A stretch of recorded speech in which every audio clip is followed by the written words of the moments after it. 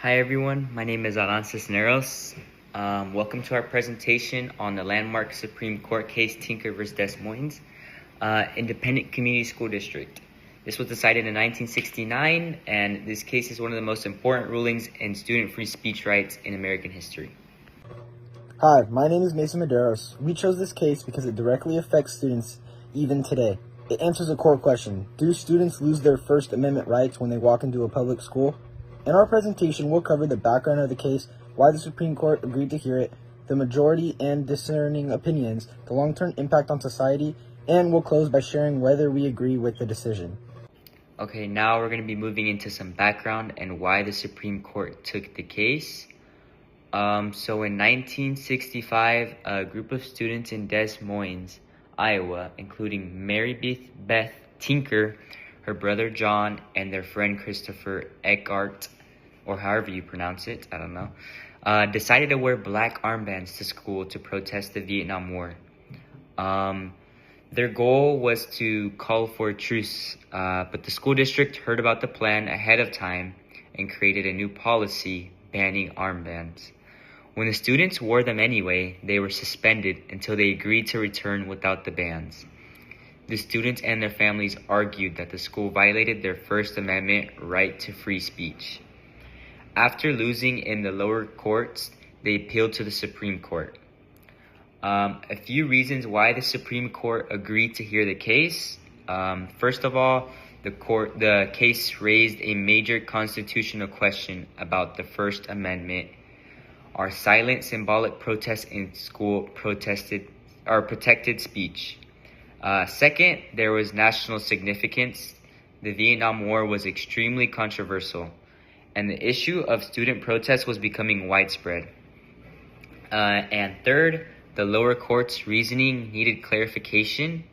The Supreme Court took the case to set a clear standard for student expression in schools. The majority opinion was written by Justice Abe Fortas. In a 7-2 decision, the courts ruled in favor of the students. Justice Fortas stated one of the most famous lines in students' rights history: "Students do not shed their constitutional rights to freedom of speech or expression at the schoolhouse gate." The majority found that wearing black armbands was a form of symbolic speech, which is protected by the First Amendment. The court emphasized that the students' protest was passive, non-disruptive, and did not interfere with the rights of other students.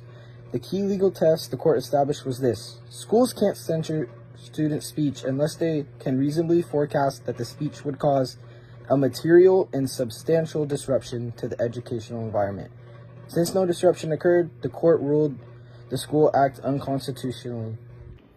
Okay, now we're going to be moving on to dissenting opinions. There were two dissenting justices, Justice Hugo Black and Justice John Harlan.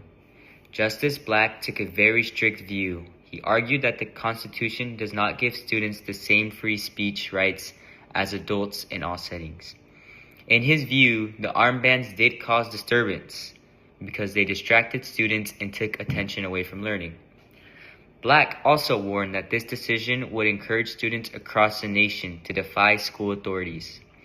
He believed the court was undermining educators' ability to maintain discipline. Justice Harlan's dissent was more restrained, but he felt the courts should give more deference to decisions of schools officials, unless there was clear evidence of bad faith. So while the majority emphasized student rights, the dissent highlighted concerns about school authority and discipline. Tinker v. Des Moines had an enormous influence on American education and constitutional law. It became the foundation of modern student First Amendment rights. The Tinker test is still used today. Courts apply it when considering cases involving student protests, political clothing, posters, social media posts, and more. The ruling empowered students nationwide to engage in political expression, from Vietnam War protests to modern demonstrations involving racial justice, LGBTQ rights, and gun violence. Even though later cases like Bethel v. Fraser and Morse v. Frederick limited Tinker in certain areas, the core principle still stands. Students have constitutional rights, and schools need a legitimate reason to restrict them. Okay, now we're going to be moving on to personal opinions. So my group's personal opinion, which is me, Mason, personally, we agree with the Supreme Court's decision. The students were engaging in peaceful, symbolic expression about a major national issue. If schools could silence that kind of speech without evidence of disruption, students would effectively have no free speech rights at all. The court kept a smart balance between students' rights and school authority.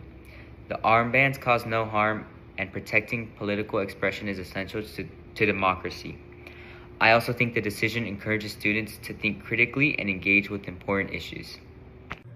In conclusion, Tinker v. Desmonez remains one of the most influential Supreme Court cases involving the rights of students in public schools.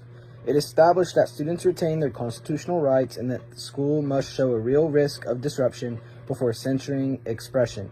Thank you for watching our presentation, and we hope this helped explain why Tinker v. Desmonez continues to shape American society today.